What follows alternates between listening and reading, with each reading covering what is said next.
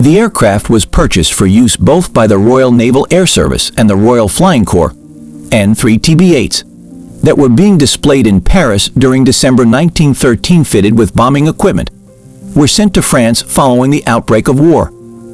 Under the command of Charles Rumney Sampson, a bombing attack on German gun batteries at Middelkerk, Belgium, was executed on 25 November 1914. The dirigible, or airship, was developed in the early 20th century. Early airships were prone to disaster, but slowly the airship became more dependable, with a more rigid structure and stronger skin. Prior to the outbreak of war, Zeppelins, a larger and more streamlined form of airship designed by German Count Ferdinand von Zeppelin, were outfitted to carry bombs to attack targets at long range. These were the first long-range, strategic bombers.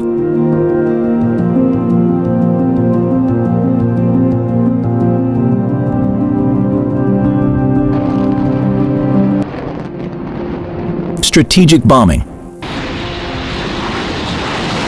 Bombing raids and interdiction operations were mainly carried out by French and British forces during the war, as the German air arm was forced to concentrate its resources on a defensive strategy.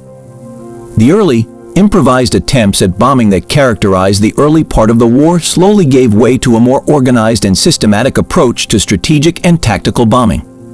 The most important bombers used in World War I were the French Breguet 14, British de Havilland DH-4, German Albatros CII, and Russian Sikorsky Ilya Muromets.